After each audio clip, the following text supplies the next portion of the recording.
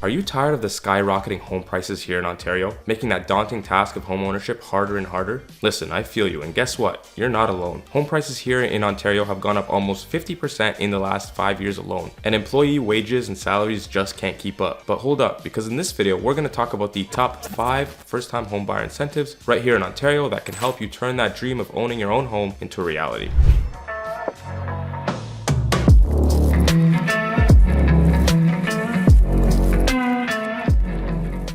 What's up everyone, my name is Fady Nakhla and I'm a local real estate agent here in Toronto, and for the last 6 years I've been helping people just like you buy, sell, and invest in Toronto. So if you're trying to get into the market or have any questions about any of these first-time homebuyer incentives, drop them in the comment section below. You can also reach out to me using the contact information in the description below and I'd be more than happy to help. Now let's get right into it. So the number one first-time homebuyer incentive, and the one that's most frequently used just because it happens automatically through your lawyers on closing, is the land transfer tax rebate. So whenever you buy a home in Ontario, you are going to get charged a one-time tax called land transfer tax. This tax is based on the price and location of your home and is due on closing and is usually factored into your closing costs by your lawyer. If you purchase a home in Toronto specifically, on top of the usual Ontario land transfer tax, you will also pay a Toronto land transfer tax. So it essentially doubles in Toronto. Now, how does this rebate work? The Ontario land transfer tax rebate is up to a maximum of $4,000, and the Toronto land transfer tax rebate is up to a maximum of $4,475. So if you purchase anywhere in Ontario other than Toronto as a first-time home buyer, you're eligible to receive up to a $4,000 rebate, and then if you purchase in Toronto, that number goes up to $8,475. If you want to calculate how much land transfer tax you're going to be charged at the end of your transaction, there's a few ways you can do it. The harder way would be to actually try and use the formula they give, which is essentially a sliding scale percentage that goes up as you go up in price. The easier and more common way to do it, and the way I do it, would be just to go to Google and type in land transfer tax calculator. There's a bunch that pop up, and there's a great one from RateHub. I'll leave a link down below in the description, but you pretty much input your city and the price of the home, and it'll tell you exactly how much land transfer tax will be charged. And I believe it even has a little box for first-time home buyers, so it can even incorporate your rebate in for you. Pretty much if you buy a home in Ontario for around $400,000 or more, which is pretty much all the homes at this point, then you're going to receive the full $4,000 rebate on the provincial side and also the full $4,475 if the home is in Toronto. So to give you a quick example, let's say you bought a home here in Toronto for $800,000.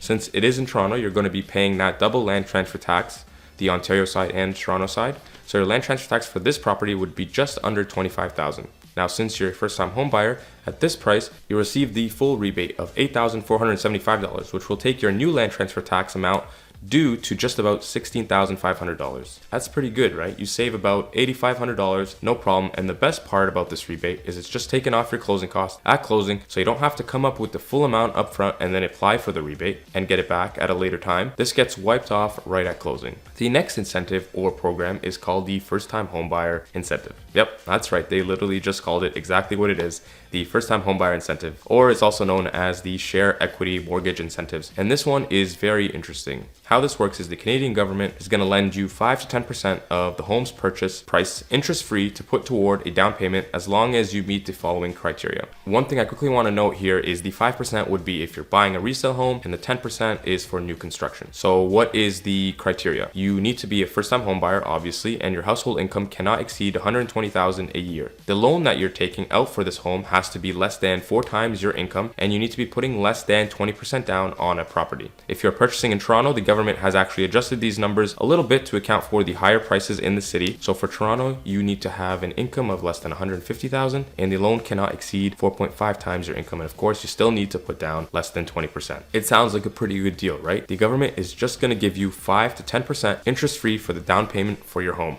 Well, there's a slight catch. So in return, the government is going to want a 5% equity share in your home for resale or 10% for pre-construction. So for instance, let's say you bought a resale home for $500,000 and you use this program, the government will give you $25,000, which is 5%, to help you with the down payment. Let's say in a few years down the road that this property goes up in value to $700,000. Well, at that point, you still owe the government 5% of this value, which is now $35,000 instead of $25,000 because the property has gone up in value. Keep in mind that you don't have to pay this loan back for 25 years or until the property is sold, whichever comes first, but you can also pay this loan back anytime. So if you're planning on doing a big renovation and know the value of your home will go up quite a bit, it might be a good idea to pay this loan back ahead of time. So I don't think this is a loan you should hang on to, especially with the way the real estate market has performed here in Toronto for the last 50 or 60 years, pretty much doubling almost every 10 years. So I think it's just meant to help you get your foot in the door and get started, especially if you don't have the original down payment saved up. The next first-time homebuyer incentive is the RRSP Home Buyers Plan, which allows you to withdraw up to $35,000 from your RRSP tax-free to put towards the down payment of your home. This helps first-time homebuyers get into the market sooner or with a bigger down payment by deferring the tax by pulling money out of the RRSP and then using it for the down payment. Things to note about this program is if you're married or common law and there's two of you buying the home, then each of you can pull out $35,000 from your RRSP, which would make a total of $70,000 tax-free that you can use towards your down payment. You do have to start repaying the funds that you've borrowed within 2 years, but you do have 15 years to pay it off in full. Another really important thing to note about this program is that the money needs to be in your RRSP account for a minimum of 90 days to utilize this program. So you can't just put it in right before you buy. If you're looking to buy a house in the next few months and you want to utilize this program, it's really important to reach out to your bank, accountant, or whoever's managing your finances to make a plan. Get the money in your RRSP so that you can pull it out by closing day. This is a really popular program, and if you're already investing in your RRSP, I highly suggest that you utilize it if you're trying to buy your first home. The next incentive is very similar to the RRSP Home Buyers Plan. It's brand new. It's called the First Home Savings Account. So the government created an account similar to RRSP this year where you can put money in every year to save on taxes, and then you can withdraw this money for down payment as a first-time home buyer, all tax-free. Unlike the RRSP plan, this does not have to be paid back within 15 years. Currently, the maximum you can put into this account is $8,000 a year, up to a maximum of $40,000. And again, so if you're married or common law, you can each pull out $40,000 from this account, which would make a total of $80,000 tax-free towards your down payment. You can use both the RRSP and the FHSA plans at the same time for your down payment. So hypothetically, a couple that is using the maximum amount of each account can end up using up to $155,000 tax-free towards their down payment. And the final incentive that I'm going to talk about today is the first-time homebuyers tax credit. And this one is one that a lot of people forget about or don't even know about. But basically, if you're a first-time homebuyer, you can write off up to $5,000 in expenses when it comes to buying your first home, which essentially ends up being